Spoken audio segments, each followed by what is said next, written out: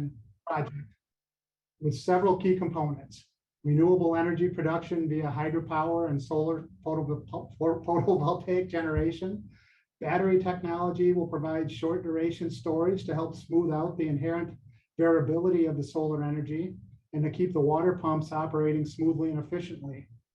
Long duration energy storage is provided through pump storage hydropower with water moved between two legacy irrigation reservoirs. The pump storage component will allow us to shift most of the project's output to times when the sun is not shining and when we can offset the use of fossil fuels. This project will eliminate the use of 8.5 million gallons of fossil fuels annually and supply irrigation water delivery to support diversified agriculture on state-owned lands. The project is expected to provide up to 25% of Kauai's energy when completed. The project will rehabilitate the existing Pu'uopai, Pu'ulua, and Mana'a reservoirs and the related Kauai ditch system infrastructure. In addition, historic diversion structures in Kauai will be modified to restore and increase flow to the Waimea River in compliance with the in-stream flow standards established by the Waimea Watershed Agreement and adopted by the Commission on Water Resources in April of 2017. This combination project was what was considered in the mediation process, which was settled in 2017. Since our last meeting, several questions have continued to surface about the project, and in particular about the use of water. We are going to look back on the development of the project with a focus on the mediation agreement. KIUC's efforts in hydro development on the west side began way back in 2011. Since then, several potential projects and technologies were evaluated, ranging from run-of-ditch hydro to closed-loop pump storage hydro. Ultimately, the project design that worked was a combination of pump storage and run-of-ditch flow-through hydropower. This combination project was what was considered in the mediation process, which was settled again back in 2017. The combination of flow-through hydropower and pump storage design was chosen in part because it provided the greatest benefits from using diverted water. A primary advantage was the infrastructure necessary for reliable irrigation delivery for DHHL and for Mana'a agriculture tenants could also be used for renewable energy production and storage. Infrastructure investments include road access, reservoir rehabilitation, and diversion upgrades. Without these improvements, DHHL's plans for the area would not proceed, and KAA would continue to receive water from the Kekaha ditch, which does not serve DHHL lands. The video we're going to share with you was provided by the Department of Land and Natural Resources shortly after the historic Waimea water settlement was signed. It's about 13 minutes long, and in it you will hear from each of the parties to the agreement with details on what the settlement allows in terms of water use. With that, let's roll the historic Waimea water settlement video.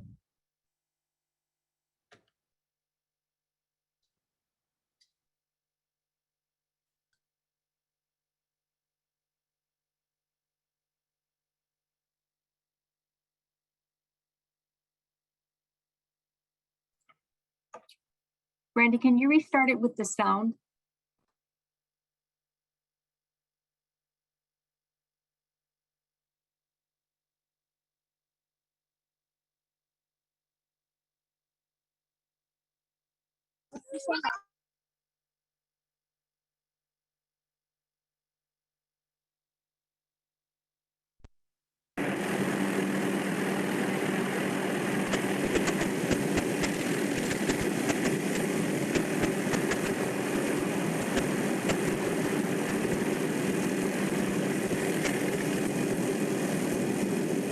In most places, and Hawaii is no exception, water, how to use it, how to share it, and how to protect it is the subject of countless legal disputes and court battles. It's an issue that often pits neighbor against neighbor, community against community, business against business. You get the picture.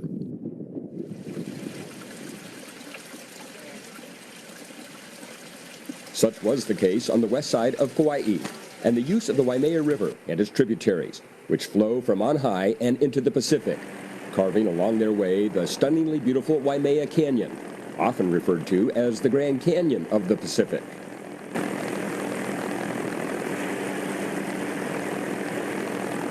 This is the story of how disparate, often warring interests came together and figured out how to share a finite resource, the waters of the Waimea. And so we started digging into this situation to say, where's the water going and why is this happening? David Hinken, a longtime Hawaii-based attorney with Earth Justice, a nonprofit public interest law firm that took on the case of local farmers who have cultivated taro and other crops along the lower portion of the Waimea River for decades. These are plots of land often passed down from one generation to the next. You know, water is life, and if life is sustained by it, as our kupuna would say, that we need to be the ones to take care of it. We need to be the ones to ensure that it's clean, it's healthy, and it will continue to provide a source for people to farm and feed themselves.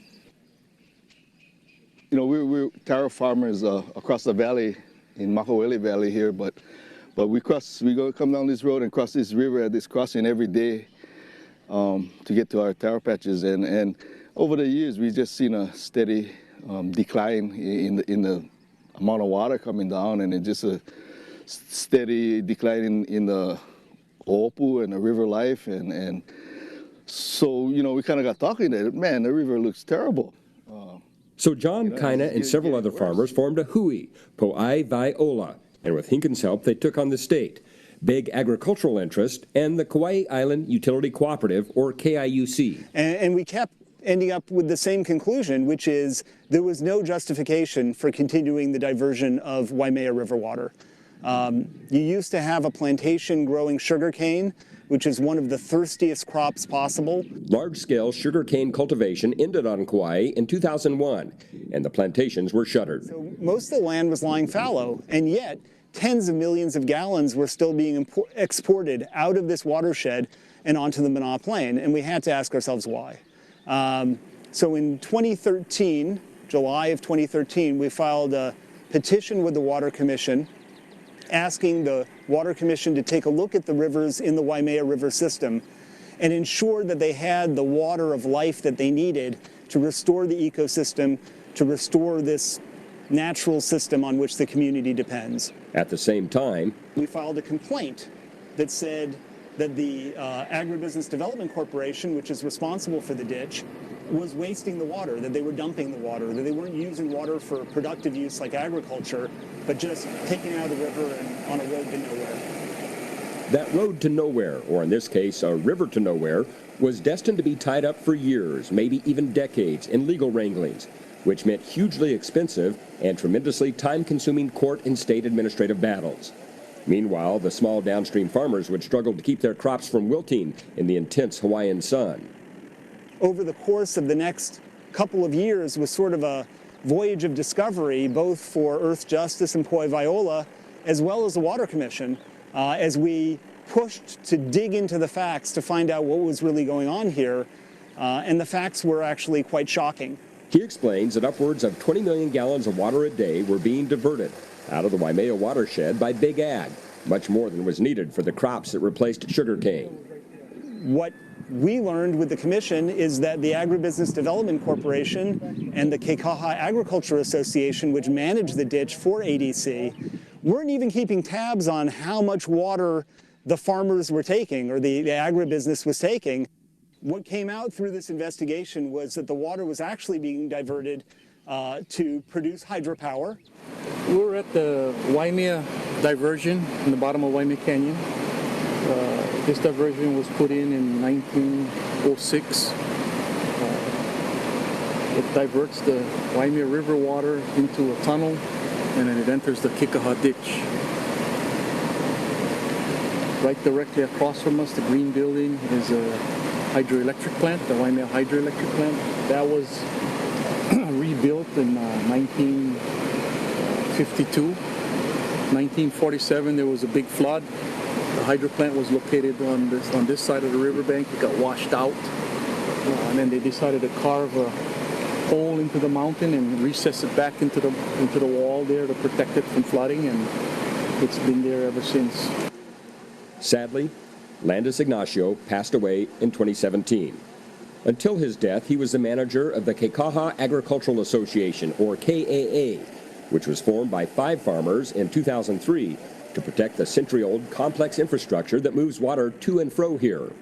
The association was formed during the period when the sugar plantation announced its closure, and the association wanted to step in and continue to preserve, protect the infrastructure that the plantation built over 100 years ago. So the KAA basically maintains the two ditch systems, the Kokei ditch and the Kekaha ditch, as well as the roads, drainage system, electrical distribution system, and 2 hydroelectric plants.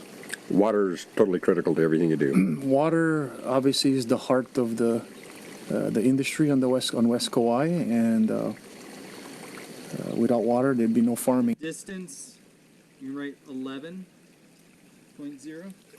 Aaron Strouch, a hydrologist with the Hawaii Commission on Water Resource Management, puts a fine point on the complexity and extent of the Waimea water system.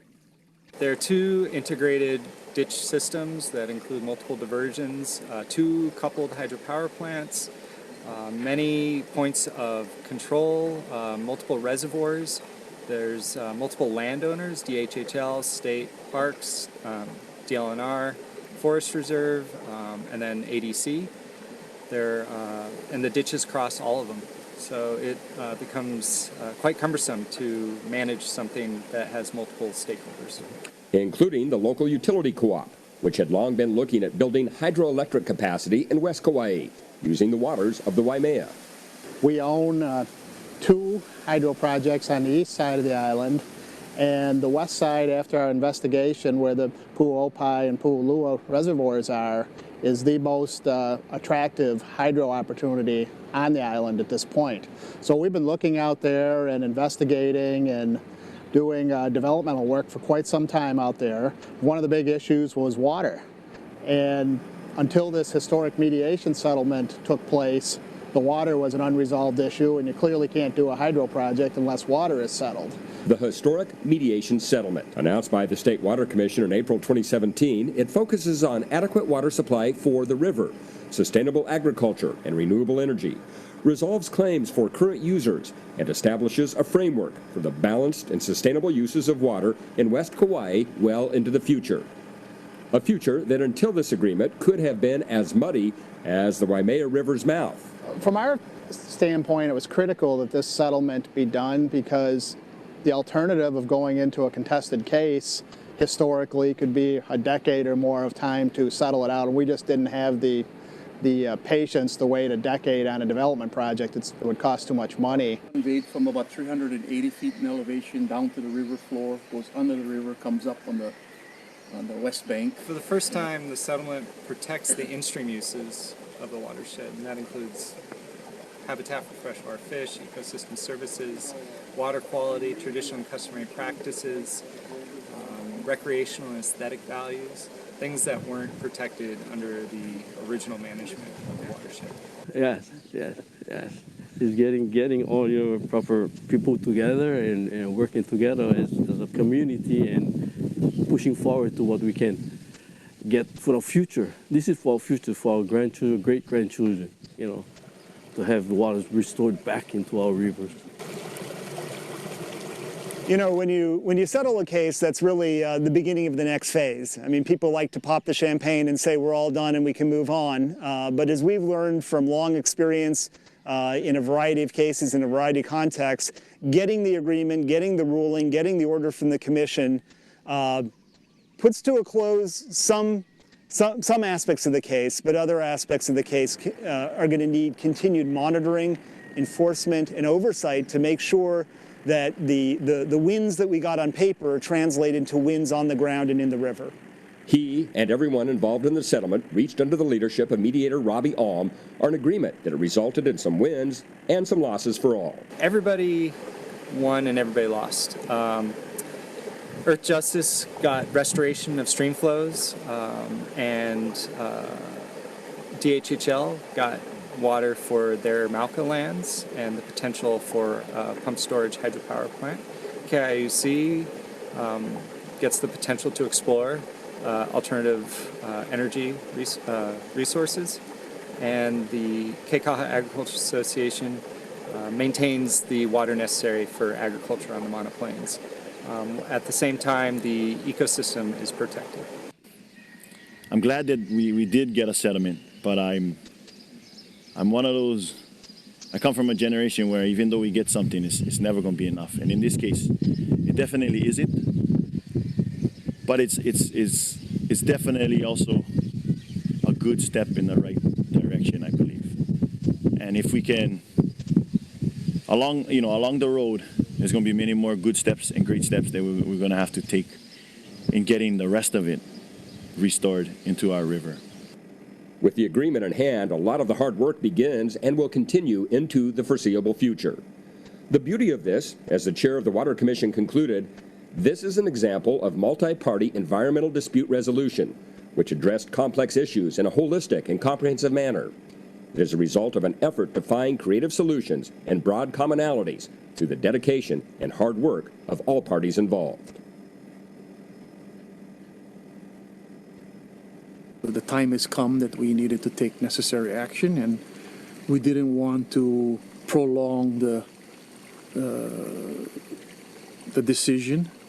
So we basically went ahead and tried to support it as much as possible. We also recognize that there will be sacrifices that will be needed to be made.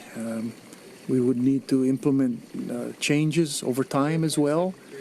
But we felt that it was best for the future and the future of agriculture to get this resolved and move forward.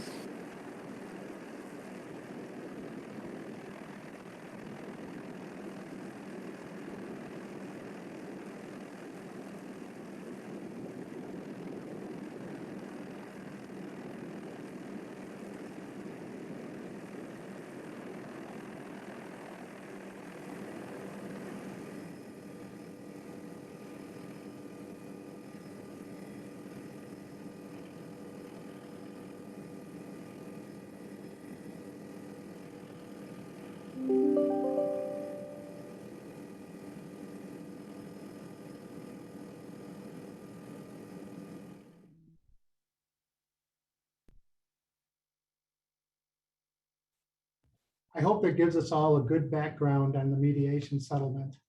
As you can see, the mediation agreement was a historic resolution of a water dispute that was only possible by the cooperation of all the parties involved. Like most multi-party agreements, everyone had to give something to enable the agreement to take place. The agreement was signed 4 years ago, and all of the original terms are still in place. I'd also like to show a short video of excerpts from a West Side community meeting led by the Commission on Water Resource Management that took place a couple of weeks after the mediation agreement was signed. The segments we're sharing will show that the flow-through hydro was very much discussed during the time the agreement was announced. You'll see Seaworm's deputy director open up the meeting, then our consultant, Jason Hines, will answer questions regarding the flow-through hydro. And the last clip will show you a Seaworm commissioner, Mike Buck, who also discusses the flow-through hydro and irrigation components of the project. Brandy, can you please run the video?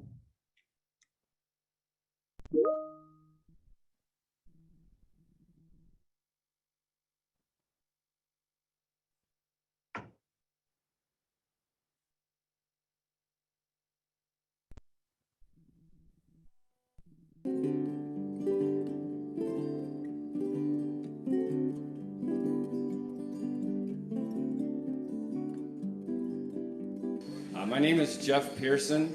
I'm with the Water Commission. I'm one of the deputy directors for DONR. Thank you all for coming here. I think this is a great day, great occasion, and we tried to schedule a public meeting as soon as we could after the decision was made at the commission meeting on April 18th. So we're all here to learn about the Waimea mediated agreement. I'm not going to be doing too much here. I'm going to try to introduce people from all the parties and whoever's here from staff, and then I'm going to turn it over to Robbie Alm, which is our mediator for the agreement. And once Robbie speaks, then there'll be a presentation by Earth Justice. They got a PowerPoint presentation. Then there'll be a smaller presentation, I think, by DHHL, and then pretty much after that, it should be open for discussion or questions or comments or whatever you want. So, you know, this is public meeting, it's your meeting, so hopefully we can get to that soon. But the idea, of course, is to share with you what's in the agreement, what it means to you, what it means to your streams, and we'll move on from there. So, first, the agreement took place, the immediate agreement took place with 5 parties involved. But before I introduce the parties, I'm going to introduce the mediator on this whole issue, which is Robbie Alm, standing over here. I'd give him a standing ovation if it was me, but anyway.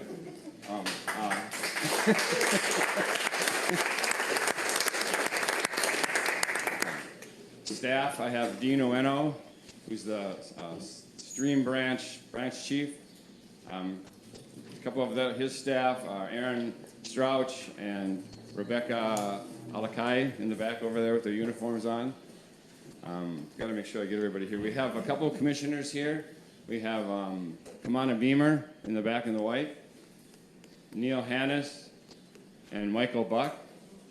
And the DOH representative is Keith Kawaoka. And our deputy AG that came along is Linda Chow. Okay, I think I got that group out of the way. So now I'll try to go through our the people that are here from each of the parties. And if I miss someone, when you stand up and yell, please. From Earth Justice should be David Hinken, Kylie Wagner, and Isaac's not here. Okay. From DHHL, it's William Ayla and Natasha Baldoff, and their consultant, Jonathan Scheuer. From KIUC, Jason Hines and Don Huff. And from Kauai Agriculture Association, Landis Ignacio and Josh Uehara. And let's see, who am I missing? From Agricultural Development Corp, Myra Kaichi. So I believe the question was, how does the agreement on the flow releases affect KIUC's pump storage project? KIUC's proposed project has 2 parts. One is pump storage, which will just move the same water back and forth between 2 reservoirs down below. And then there's another part of the project which is going to be run-of-ditch hydro, which takes available water from the Kauai ditch, runs it through a pipe, delivers it for irrigation after it goes through a turbine. So that portion of the project will have less water available than it might have without the flow releases. So there'll be less water for the project, more water for the rivers for the run-of-ditch hydro part. Must have misinterpreted. I've been to a few meetings where they talked about this pump storage. They stressed that it was a closed system. They needed 3 million gallons. It was going to come down at night to run the hydro and pumped up by solar power. Now you're telling me that water is going to be diverted for irrigation. That's 2 different stories you guys have been telling me now. The pump storage part, when we had that community meeting at the theater a couple of years ago, that part is still in place, using solar power to pump it up and down, or solar power to pump it up and generate when it comes down. This additional piece up above that uses the Kauai diversions, that was part of this mediation and part of working with DHHL to deliver irrigation water to their lands around Pu'opai, which is the upper reservoir for the pump storage part. So really it's incorporating some renewable energy production with delivering water that others are using for irrigation. That's part of a whole separate farming plan that's outside of KIUC. But we're, I guess you could say, bringing the pipe and working on the reservoirs as our contribution, but they're doing the farming and using the irrigation. So it's 2 different projects in a way that have come together as part of a bigger solution in the mediation. Not knowing about this with KIUC, I thought that part of this project was for water storage to a degree, not water irrigation. Am I incorrect? Am I incorrect with where this is going with, or how is KIUC now delivering Kauai or irrigation water? I can help. The water from the Kauai ditch is the only way that DHHL can get water on its land. So what Don is talking about with this irrigating is that, and that's one of the primary trust responsibilities of the water company, to make sure DHHL has water. So he's talking about irrigation, he's talking about delivering water for Hawaiian beneficiaries of DHHL. Thank you for the clarification.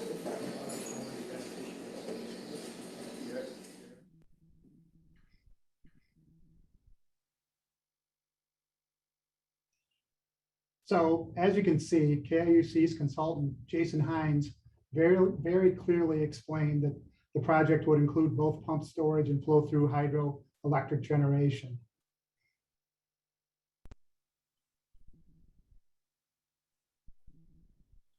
This slide shows how much water was diverted into the Kekaha and Kauai ditch systems between 2010 and 2016. You'll note that there is a significant drop in the average diversion amount starting in 2013. Before the water complaint was filed, 40 million gallons per day plus were being diverted into the two ditch systems. By the time the mediation agreement was settled, about half as much water was diverted. The mediation agreement should result in even less water being diverted as it is implemented.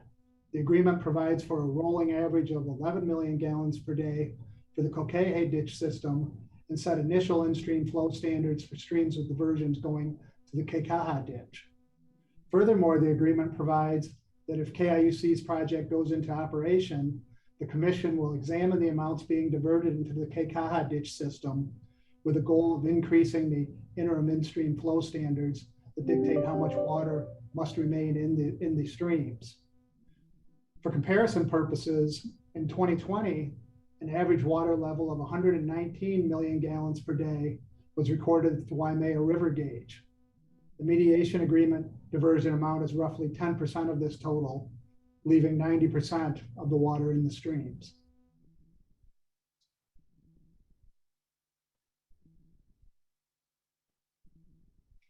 This image shows you where the 11 million gallons per day will go once it's diverted into the Kauai ditch system. You can see that it is anticipated that over time, most of the water will go to DHHL to fulfill their water reservation of 6.9 million gallons per day. Some will go to DLNR parks, and the remainder will be available to KIA for their irrigation needs. A focus of the mediation process was to reach agreement amongst the parties on how much water was reasonably available to make various and sometimes competing purposes, including renewable energy generation. Water levels and usage vary over time, and interim in-stream flow standards are subject to change. Ultimately, the water diversion amounts shown on this slide were agreed to by the parties to the mediation and approved by the Commission on Water Resource Management after weighing the various beneficial uses of the water.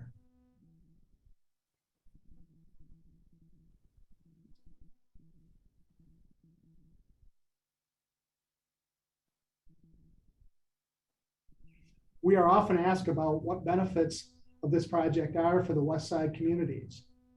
Well, KIUC will be investing tens of millions of dollars in West Side infrastructure improvements and will improve recreation, access, support agriculture, and even provide improved fire suppression for the West Side.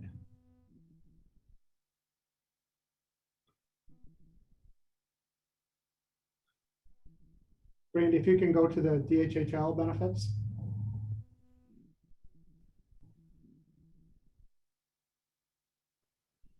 DHHL beneficiaries will gain significantly from many aspects of this project through increased agriculture, homestead opportunities, and through increased access. I'd like to give Jonathan Schur from the Department of Hawaiian Homelands an opportunity to expand on the benefits to DHHL and its beneficiaries.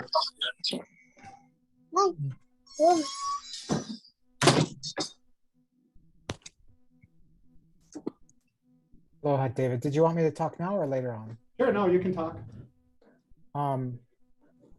So this was unrehearsed. So I do have a presentation, but I can just share briefly and then answer questions later if folks have them. But Basically, what David's put up on the slide there and is sharing is correct. These lands were some of the initial lands set aside by Congress after Kuhio's efforts and passed in the 1921 Hawaiian Homes Commission Act. But even though they've been held by the commission and the department for so long, even among Kauai beneficiaries, they were not a priority for homestead development. Priority homestead development after beneficiary consultation on the 2011 West Kauai Regional Plan and the 2004 Kauai General Plan for the department were in Anahola and in Wailua, not in this area, and in lower down in Keikaha for other lands. So the settlement, the Waimea River settlement that the HHL participated in, was the chance to actually make these lands usable and available. The millions of dollars of infrastructure that would be necessary to efficiently take this water from the existing diversions to our lands would be something that the commission probably would not be able to invest in when there's demand from beneficiaries for lots in other areas. So this is going to allow these lands to be opened up. Approximately, there was a final environmental impact or environmental assessment published in 2020 for the Pu'uopai Kuleana Homestead Settlement Plan that provides for 387 acres of homestead lots, 63 acres of supplemental agriculture, pastoral lots, community uses, and special district for 1,400 roughly of the 16,000 acres. And to use that, to be able to cultivate those lands, we'll be using the 6.9 million gallons a day of reserved water that the Water Commission set aside in the first ever surface water reservation for anybody, DHHL or anybody else anywhere in the state. They set aside 6.9 million gallons a day for use on these lands. Happy to share more importantly, answer questions during the talk story session. Mahalo. Thank you, Jonathan.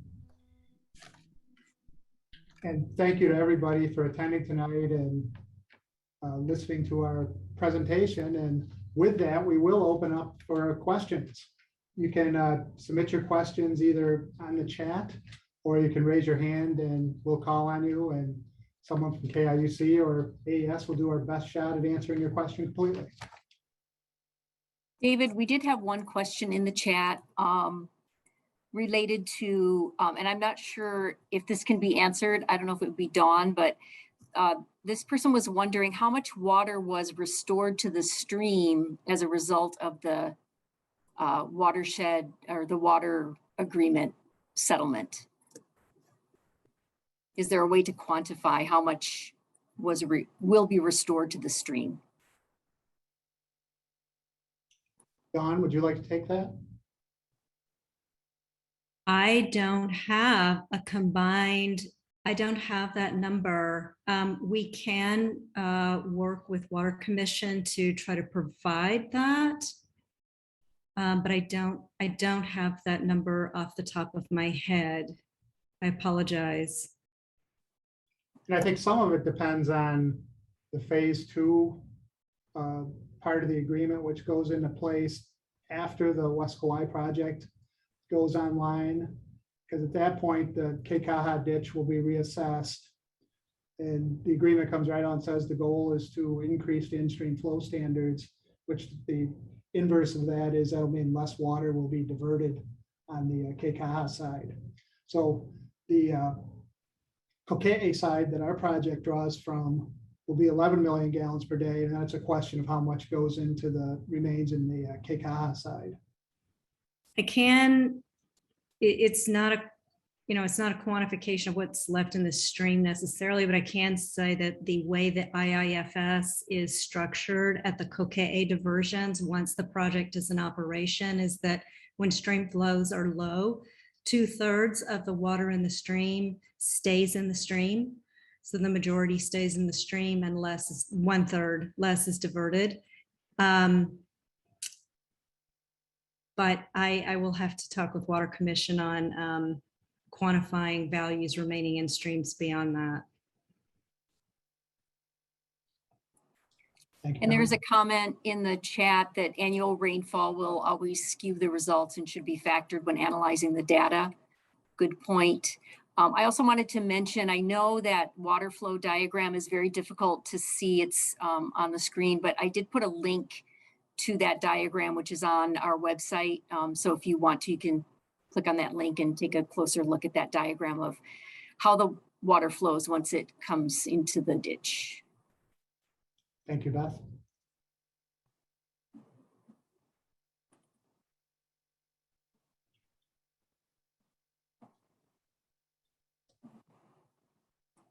Do we have any other questions?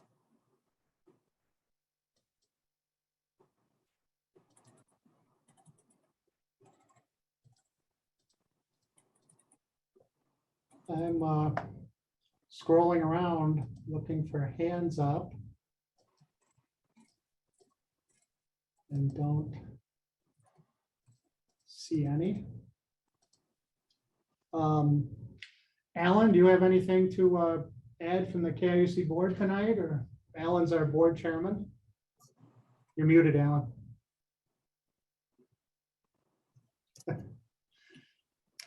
Alan, you're muted.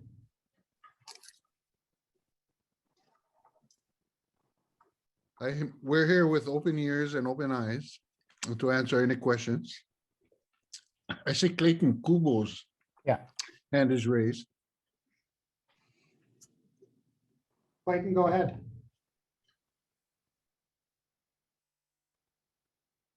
He's muted. Okay, now. How's it going? I just like to state something. Okay. And I'm glad that what I talked to Beth about that you guys had touched on here. Like I said before, if this project is gonna make less water flow in the river in the future, then we're gonna have a problem. Okay, I just like to state that for everybody for here, because as you guys know that we having a lot of problems with the Waimea River, yeah, meaning flooding, Alawai Road, Menehune Road. I just like make that clear that if it's gonna be more degradation to the river, we're gonna have a problem. So, how's it going there, Alan Smith? Thank you very much for your time. Hey, nice to see you, Clayton. Yeah, Okay, we're stay doing well. safe. Yeah, you too. See you in Smoky Valley. Oh, right here. I'm right next to Alawai Road right now, looking at the ditch. The ditch that gonna tell me what if I'm gonna have to go down to the river mouth with my shovel and open them. Oh boy. Okay. Stay safe. All right. Thank you. Thanks, Clayton.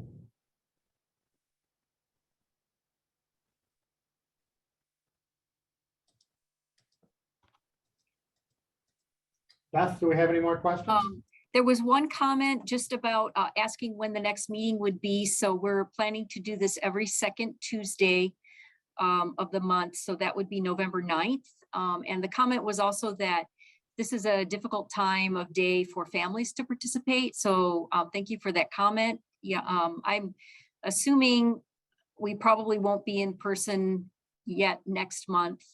We can look at the time, and perhaps I'm assuming a little bit later time might be amenable to some folks who couldn't make it today. So we'll look at that time and take that into consideration. Thank you. Okay, well, thank you. There's another hand up.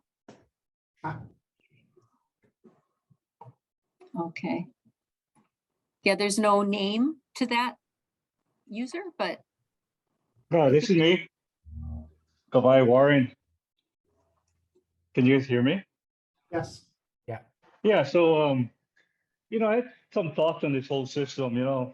I believe the tax credits would work for a totally closed loop system that we wouldn't waste any water in the river.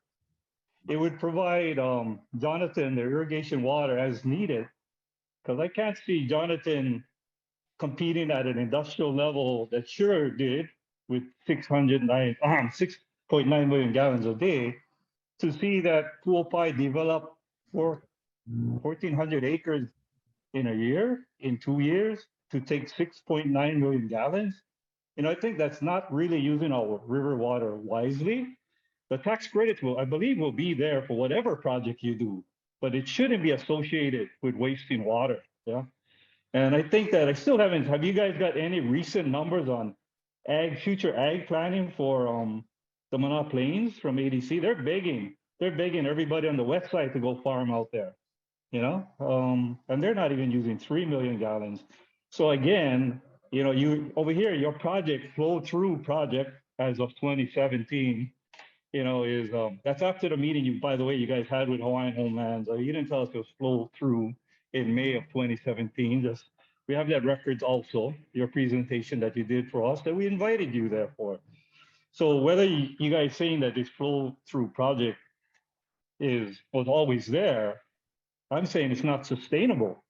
I'm saying you got tax credits that would allow you, it's not the Ahupua'a of Waimea to provide electricity for the whole island, let alone wherever it can go for Oahu, Our Ahupua'a is our Ahupua'a, and we take care of our kuleana on our side, our resources, okay?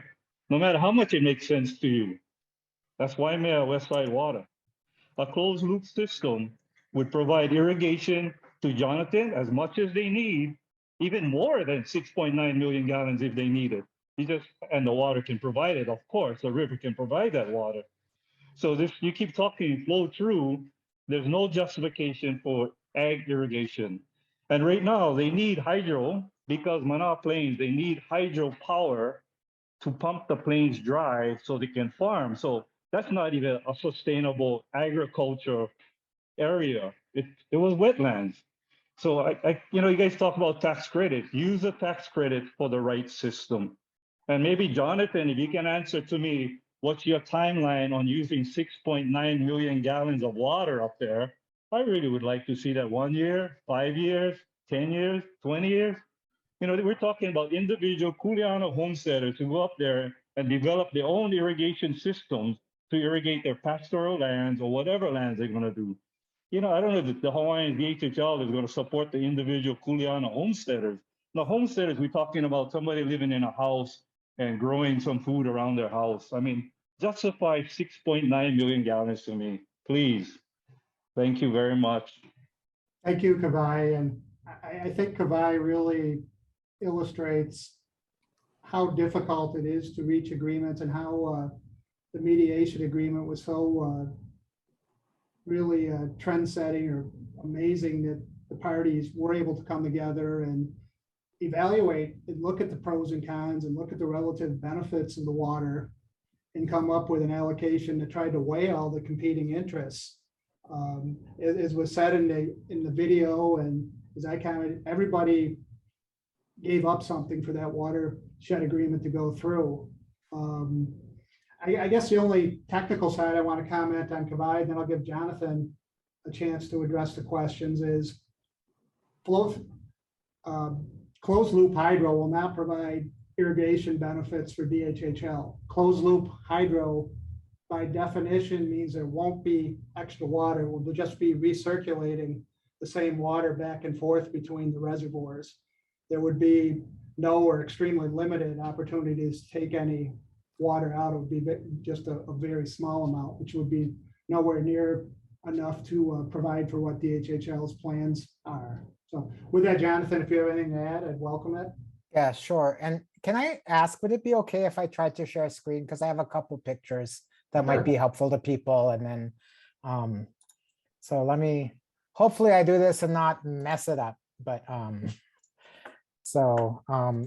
are you able to see presentation? Are folks able to see? Okay, so hopefully, are you seeing the presenter view or the full screen? Well, all I'm seeing, it says you started sharing screen, then nothing. You can see it? No. There you go. I see it. Okay. I see the full, yeah.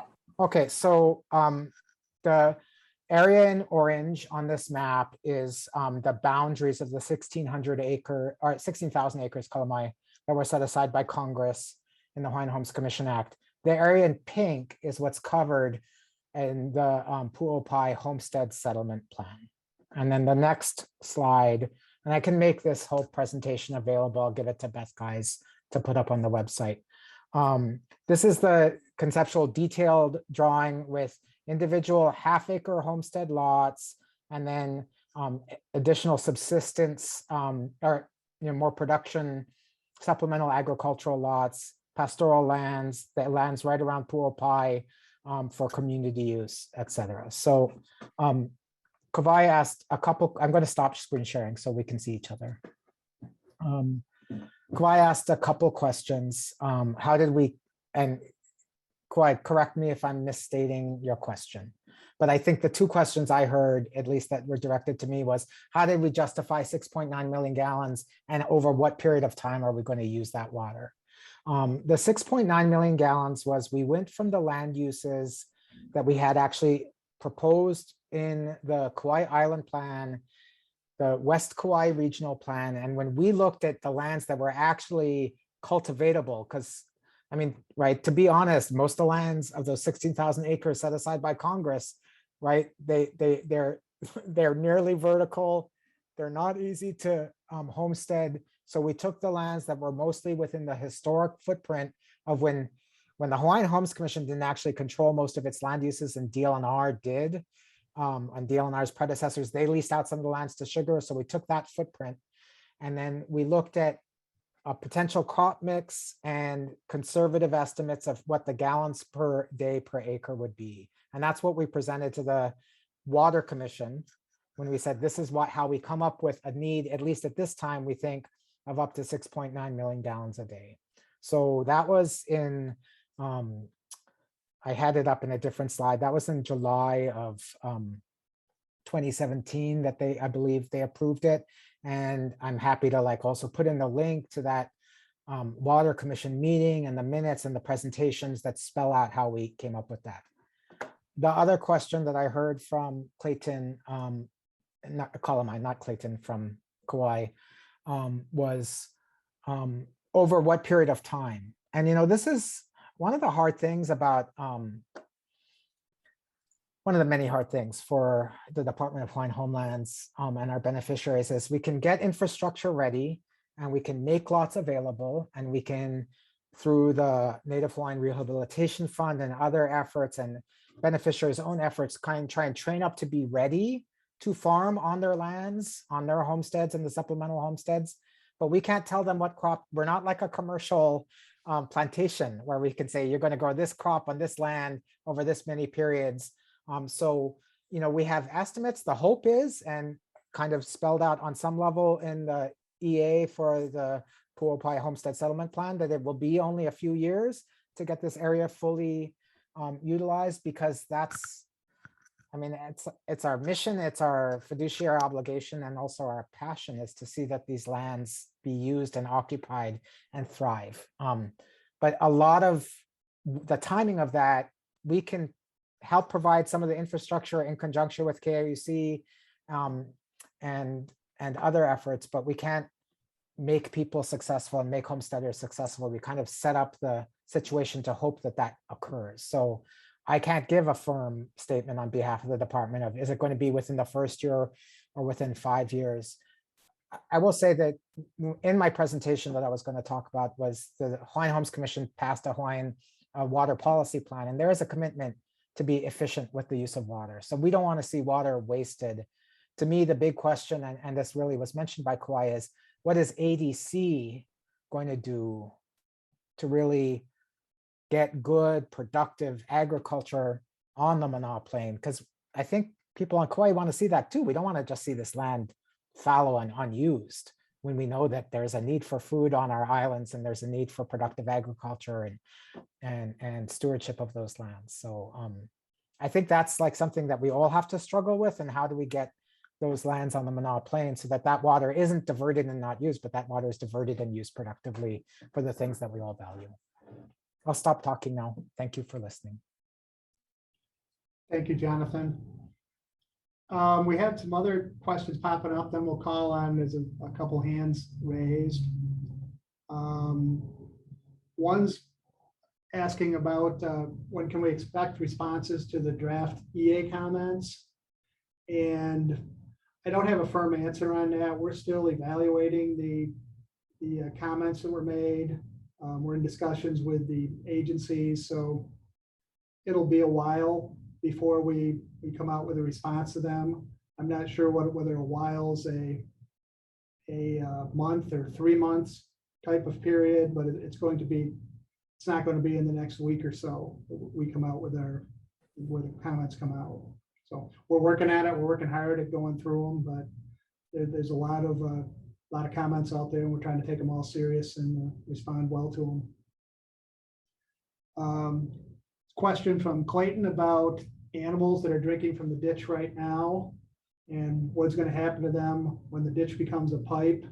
And Clayton reminds me of this every time we have a meeting, and is concerned about the hunting aspects of it.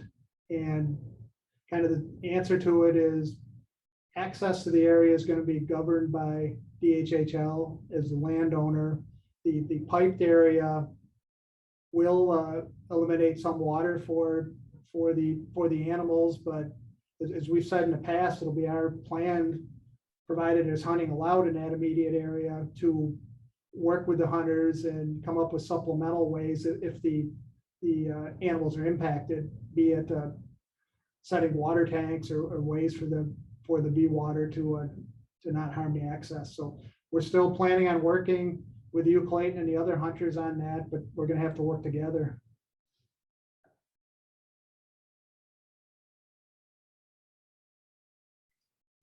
There's a question about how much money will DHHL be receiving for the lease from KIUC, AES, and how will the money be spent? Does it stay to benefit the West Kauai community? I don't have the slide readily handy that DHHL provides to the beneficiary consultations, but ultimately there's millions and millions of dollars of infrastructure that's going to be invested that'll help DHHL and the beneficiaries, the road access, having access to electricity and having access to water is a significant benefit. They also will be receiving lease payments over the duration of the lease, and how they're going to spend the money, I can turn that over to Jonathan if he has any comments on it. I can a little bit, and ultimately the decision on how to spend trust funds falls to the Hawaiian Homes Commissioners themselves. I've certainly seen a pattern where if the revenue is generated in an area, there tends to be some level of attention to that area from that revenue, but not all of it. And it's and I used to work, I worked for 6 years for the Office of Hawaiian Affairs, and the exact same question was coming up, like, hey, if you're getting state lease revenue from these lands, are you going to spend the money in this community? Some of it has gone to those communities, some of it hasn't, because we have a lot of Hawaiians in areas with like no revenue sources that are waiting for homesteads. So those decisions are made in a couple contexts. First of all, that the state has, in many people's opinion, never fully funded the commission, so it's always making tough choices. So it's always been money short and not able to fulfill its things. So the money will be allocated by the Hawaiian Homes Commission with a look to overall beneficiary needs, and on a island by island, as well as on a sort of islands wide basis. And I could also try and find some of the information in the lease agreement that is one of the sources of revenue that would spell out how much money would be generated over the course of this if it's successful. It's not a small amount of money, but I don't have the figure. Thank you, Jonathan. I think we have a hand up from, I believe that's Kauai. Yeah, it's me. Hey, Jonathan, thanks for the comments. Yeah. And the thought is not to waste water, and the thought of, you know, how long it'll take for the Hawaiians to actually develop and start farming up there. We tried, we did 10 years. We did a lot of research through all of your farming projects throughout the state, and to see how quickly Hawaiians can actually turn into farmers, especially in a remote place like that. This one is for you, Mr. Bissell. When you said that, you know, if it was a closed loop system, that you might not be able to get adequate water to the farmers, And my understanding is once the diversions are opened up, that KIUC was going to put in automatic systems that they could take more water out of the river when the flow was higher. So I would believe that same system would be able to fill Pu'ulua Reservoir, which was actually going to be the backup reservoir for Pu'upai during the drought seasons when we don't have water, which is what we're experiencing right now, by the way, a drought season. So there were systems set up to get water. So to hear that you said you can't take water out to help put 3 million gallons or 1 million gallons on the land, you had Pu'ulua Reservoir as a backup of 255 million gallons of water and an automatic system at each diversion to divert more water into ditches. I have a hard time believing that you can't do that on a closed loop system. Well, Kauai and Don and Cameron from the technical side can jump in. Technically, we could do that and do it as a closed loop, but economically, that's not feasible. We would have to upgrade the reservoirs, we would have to upgrade the diversions, and we'd have to do all the ditch maintenance for water that we wouldn't be using for energy projects. So it wouldn't make financial sense for us to do that, but yeah, technically it could be done. Don, I don't know if you have any. So right now, the way the ditch systems work, because I cleaned the ditch down there, we monitored the amount of water. We actually measured how much water was getting, and we regulated the water manually just by using boards. So if it's not economically feasible for a closed loop system, with the existing ditch system the way it is, we can regulate our own water down to Pu'upai as needed without wasting. David, I'll just add, Kauai, this is Dawn. I'll just add that when we did explore two different types of pumps, closed loop pump storage, one of which was at Pu'upai. The project stopped at Pu'upai. It did not go above that. It did not include Pu'ulua or the Kokee ditch system, the diversions, or anything upstream of Pu'upai. It was closed looped between Mana and Pu'upai. The addition of Pu'ulua and the Kokee ditch system and the diversions is part of the flow through hydro, the current project with the flow through hydro, not the closed loop system. So I think then if we don't have any projects, then Hawaiian Homes will always have water because they have the ditch system that can provide them. Right now, it's feeding us about 500,000 gallons a day, manually cleaning the ditch, cold, clean water. So if your system didn't provide for us, then why would we want your system? We can get it right out of the ditch. You know, can I respond a little bit, Kauai? And this is just respectfully, and this is from my super limited experience up there. But when I was seeing 500,000 gallons a day delivered in an open ditch to Pu'upai, we were diverting way more water up top. And so that was water that was coming off of the stream, not benefiting the stream, and then was sinking into the ditch system.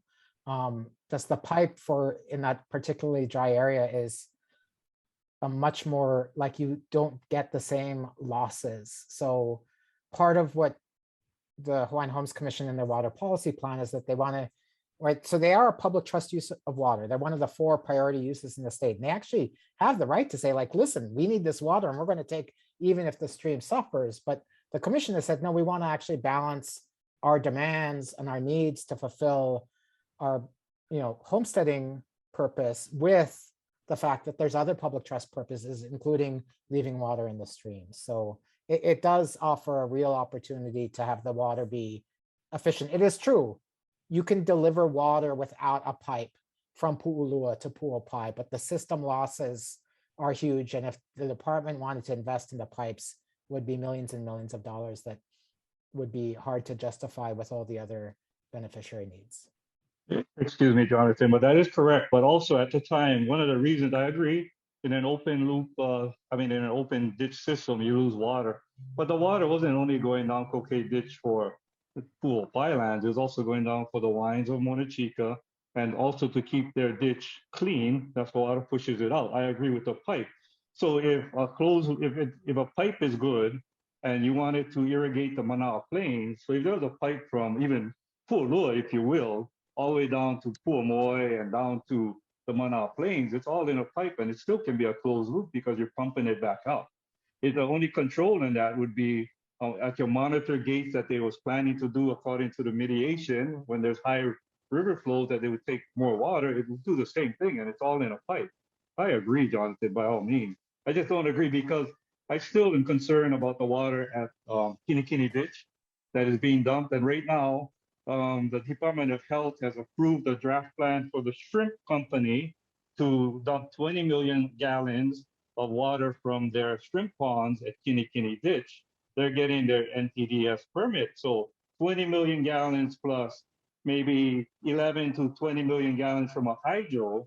I think even on that aspect, that Department of Health really needs to look at the combined effect of 40 million gallons going back into our ocean, and there's a sea urchin that I'm going to dive and look for, because that's what they say they study to gauge how healthy the river coming out. So it's not in your project. I'm concerned about what happened all the way down, unlined ditches at the bottom being dumped into the ocean.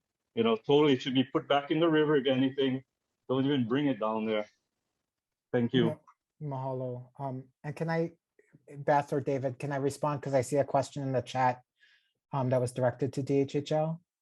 Is that okay? Can we put you off for just a second, Jonathan? Sure. Sharon's had her hand up for quite a while. We'll give her a chance. Thank you. Can you hear me? Yes. Thanks. It's kind of just, adding on to what Kauai is saying. If you look at what our kupunas did, everything was an open RY. And that open RY provided so much along that path. What they say, water is life. Whatever we lost on there gave life along the way. It provided, vegetation to prevent erosion.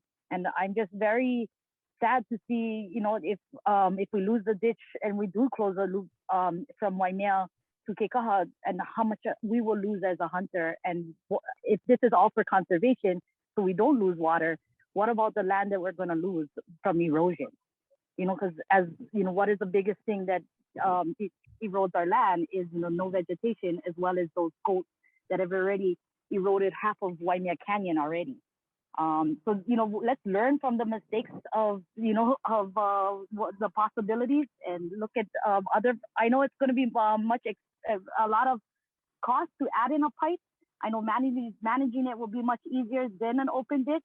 But safety-wise, there is a couple pipes in the 30-mile ditch system already, and those are dangerous spots. I've hunted along the Kekaha ditch systems, and I've lost a couple dogs that went into a couple pipes.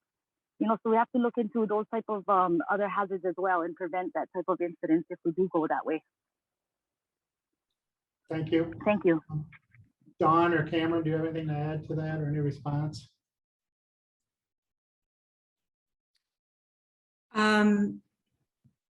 I just can add a couple pieces about the danger around the pipes. I hope I heard you correctly. The project pipes would be buried penstocks, and they will have filter screens at the top of each.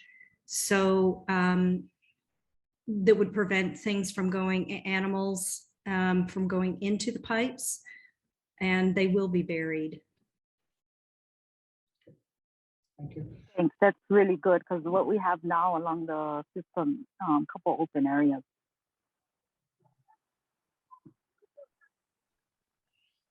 Jonathan, can go back to you now. But just there was a question from Berna Souza about maybe this was covered in a prior meeting, but how much? Oh no, Kauai, different question. It was from Cookie Lee for DHL. Why develop Pu'opai when Hanapepe would be easier and faster? So the department, luckily in this case, it isn't an either or. The department is developing new lots in Hanapepe right now. If you're going downhill on the west or the right side of the road, developing both an expansion of the existing residential lots and potentially agricultural lots. That's been in the environmental review process. And I think I'd have to look, but I think that environmental assessment was already approved as well. There is going to be a challenge there getting water to those lands, but we've been trying to work on that issue as well. So, it is true. It's not when the Hawaiian Homes Commission chooses where to develop lands, it does so based on the beneficiary consultation and the planning process. And initially, these lands were not identified as a high priority for development on Kauai. But with the opportunity and then working with homesteaders in the area, it was identified as something that was desired. So that's why it's happening here, as well as in Hanapepe, as well as the ongoing development of lots in Anahola.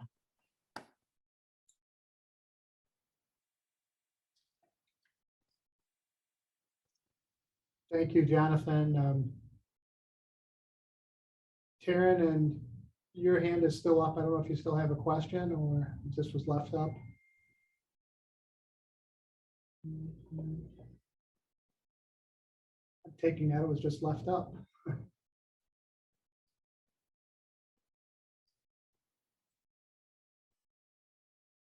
Kirsten, do we have other questions? Yeah, thank you, David. Picking up in the chat, there was the comments that since ADC and KAA are also part of the equation, if we could invite them to the next talk story to discuss their future plans. And so thank you for that comment. It's definitely noted. Clayton Kubo said, thank you, mahalo, David. Wanted to make sure the talk was still on the table with regard to your last comment. A question here. Did anyone study the possibility that the river mouth often needs to be dug out because water is taken from too much water is taken from the watershed? Possible connection. I'm not sure if it's part of the project. Dawn, was there anything that you wanted to add to address that?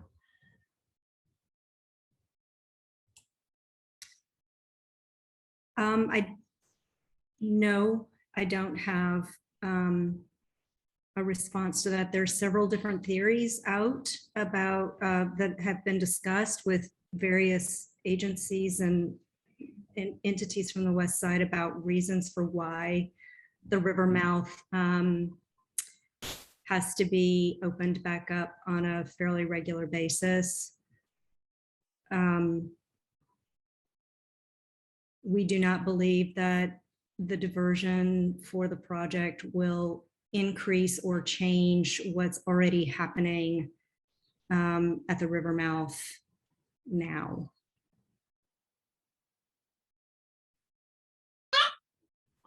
Thank you, Dawn. There's another question here about upgrades of the reservoir.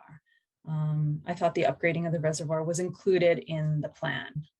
I think there's some confusion with our direction talking about the plan, the project as it's designed and envisioned versus some alternatives we looked at. And as envisioned, yes, all three reservoirs would be upgraded and or renovated as part of this project. And Cookie, to add on to that, this is Cameron Cruz from KIUC. To be a little bit more specific, Pu'ulua reservoir will be increased in capacity to be able to hold more millions of gallons. Pu'uopai and Mana reservoir will be increased in capacity, but they'll also be lined with a membrane to be able to hold water and not lose water through soil drainage.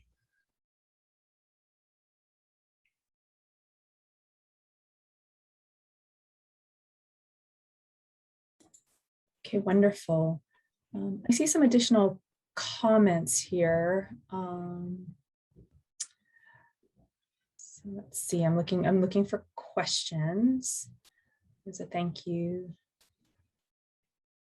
to Jonathan. I don't see any more. Oh, here we go. So many variables in the river mouth, no one considering how it was prior to the levee being built. I'm assuming a dam or levee. If the levee was not built, would we still have to dredge?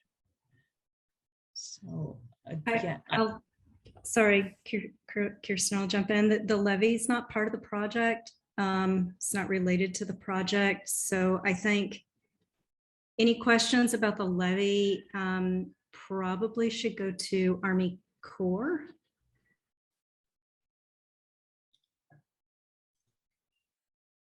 Thank you, Don. Just like to acknowledge that Representative Dee Morikawa's on our discussion today. So thank you, Dee, for participating and listening to the discussion. Appreciate it. Yeah, my hand is up anyway. So, you know what I just learned recently, and a lot of times, like, or relearn, is like when sometimes in Opu, and Alan Smith made a comment about just the Opu, but what I just learned in our own talk story meeting that Opu, it's the water in the river, it creates its own ecosystem, and that's why the Fish and Wildlife Services back in 2011, when you folks got your permit for the 2 proposed hydros, they were concerned about the impact it would have on Waimea River. So going back to the Hawaiian part, the Opu. So if the Opu is plentiful, the river is Momona full of food, all of that Opu Hinana makes its way out to the river mouth, and then the moi, the papio, and the schooling reef fishes that we catch and we eat, they increase in population because of the population coming out of the river mouth. When you start taking water out of the river, you decrease the ocean population with fish. And that's why a lot of the fishing, the moi, is not as abundant as it used to be, because a lot of the water was being diverted by KA, 26 million gallons after the plantation closed down. But anyway, it's an ecosystem. And that's why the Fish and Wildlife, when you first applied for your FERC permit in 2011, they came out and they said Fish and Wildlife Services was concerned about the health of the river, just like we are totally concerned. And because the divergence still exists, the health of the river, there's no baseline. And until those diversions are removed, for you to even come out and say, we want to put a project without moving the diversion, yes, there is permits that you guys are having a hard time to get through, but that doesn't give you the right to go ahead and make your hydro without even taking care of what was part of the agreement, the initial mediation agreement. It's not, the agreement was remove do the monitoring of the upper levels of the rivers, streams above the diversions, remove the diversions, or provide a path, continuous path from every stream. And that has not been done. And yet we're jumping way ahead to put in a hydro. And even, like I said, the Fish and Wildlife Services mentioned that in 2011, and we got documentation of that. Don Hiccup mentioned about aquatic life. He was a state biologist in 2011. All this stuff was brought to your folks' attention back then. And in the mediation, it was again brought to your attention, and nothing has been done about that. It's just, we need this water to make a free flow hydro so we can become 100% sustainable. Yeah, we understand that, but we're not about wasting water. We support renewable energy without wasting water. Thank you. Thank you, Kauai. And I just want to clarify, the mediation agreement did not provide that the diversions were going to be removed. There's certain adjustments to the diversions that are part of the mediation agreement, and that has been delayed by permitting, and Don can provide more specifics on it, but it was never to remove the diversion. And I guess in general, just on the water issues, yeah, water issues are very important, extremely important. And that's all part of the process that's been gone through. There's a whole Commission on Water Resource Management that is charged with looking into that and making sure the needs of the watershed and the river are balanced against other beneficial uses of water. And ultimately, that's what the whole mediation process looked at, was coming up with what the parties thought was the right balance, and the Commission on Water Resource Management agreed to that. So it is a huge balancing act, and it certainly is extremely important to water. So thank you for your comments. I see Representative Morikawa has her hand up.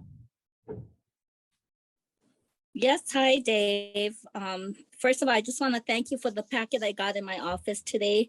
I really appreciate being informed. I think I really appreciate these meetings that you plan to have, and I think that's the best way we can get the community involved and make sure that we address their concerns. So I just want to thank you for that.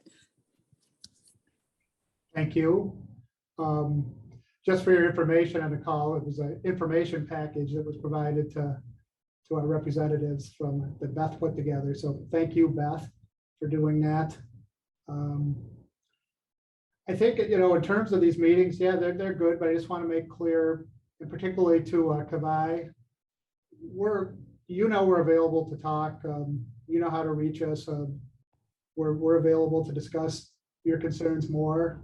It doesn't have to be through this meeting. We're not very far away or very hard to reach, so feel free to reach out to us.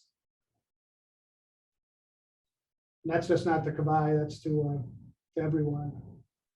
Mr. Bishop, thank you for that opportunity. But my concerns have been there from day one, working with your engineers and every Waimea meeting to this day. It's always been there, and and I share it with. I mean, this is not only my concerns, but these are the groups of people that support Nakiaikai, the fishermen.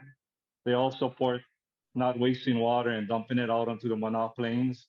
And we'll start diving to look at the sea urchins for that NPDES permit, and we'll mark it off and see how much of them exists out there in the ocean, because I guess it's a better indicator than fish of how healthy the reef is by the water going out. So, I haven't changed with the groups that I work with, the people that I work with. We all believe in the same thing. I just have kind of elevated to the spokesman for them. So when you say me, I haven't changed anything over the past 10, 11 years. So thank you for the opportunity to meet with you. But I enjoy saying what I say or relaying what my groups express their concerns with you in front of everybody. Thank you very much. Thank you, and thank everyone who's participated tonight. We do appreciate it. You can find more information on the project at KIUC.coop/WKEP for West Kauai Energy Project, and you can access that through our website. Jonathan, thank you so much for taking the time to attend on behalf of DHHL. It really enhanced the value of this meeting, and we hope that DHHL can continue to participate in our meetings. Really appreciate it. Ellen, any final words? Is that to me, David? That is to you. Oh, yeah. Nope, I do not have any parting words tonight, but ahuyo, and everybody stay safe. Thank you, everyone. Stay safe. Have a good evening. Aloha.